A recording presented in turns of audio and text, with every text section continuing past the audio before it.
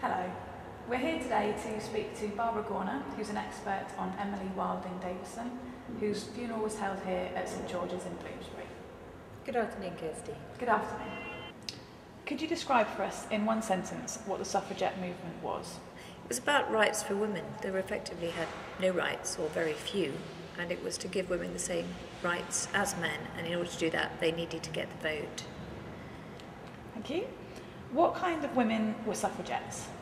All sorts of women. It actually started out as a sort of middle class movement where women were in Oxford, Cambridge, and some of them were awarded degrees, but they couldn't actually have the degree. They could attend classes and so on. So it's like being educated and then not being able to get a job afterwards.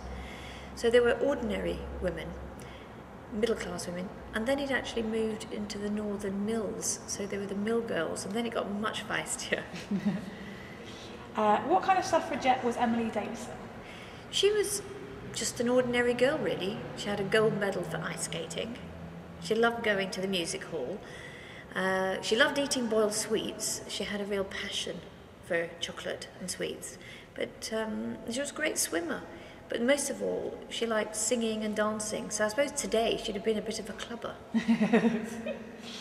What happened on the day of the Grand National in 1913? She got a ticket to Epsom to the Derby races. It was a main Derby, big race, and everybody from London was there. Everybody from, the cobbler to the Queen. And quite a bunch of girls were there, and they had all the sashes, and they had leaflets to hand out. And Emily was a bit quiet that day. And what she did, she stood at a corner of the racecourse called Tattenham Corner, and she waited for the horses to go past, the main bunch of horses. And she waited till the King's horse was there, and the King's horse was called Amber. And she tried to throw the sash onto the King's horse, but because she had long skirts, she got tangled up with the horse and the horse's hooves. The horse kicked her in the head, and the rest is history. She died 2 or 3 days later at Epsom Cottage Hospital. What was her funeral like? Her funeral was simply spectacular, and this is the day before radio, before television, before mass media. And she was a sort of Princess Diana of her day, in that she was very pretty when she was young, and she used to go into the workhouses where the poor were kept in the East End, go and help out there. So she was a bit of a Princess Diana figure.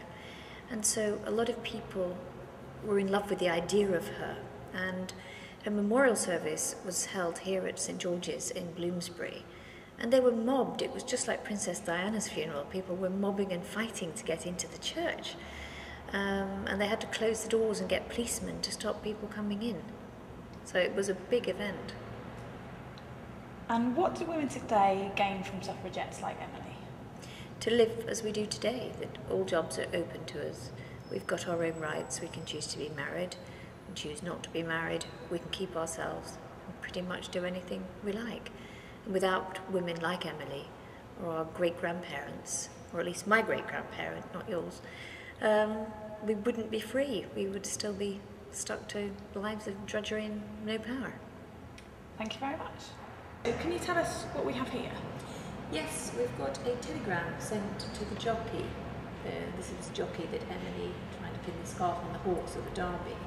And it's from Queen Alexandra, who was the wife of the King, inquiring after the health of the jockey, but who actually wasn't terribly hurt. He got a few cuts and bruises. You will see here the words inquiring after his health, however, calling Emily a brutal lunatic woman, and hoping that the jockey was all right. She did, of course, send a telegram to Emily, who died a few days later in hospital.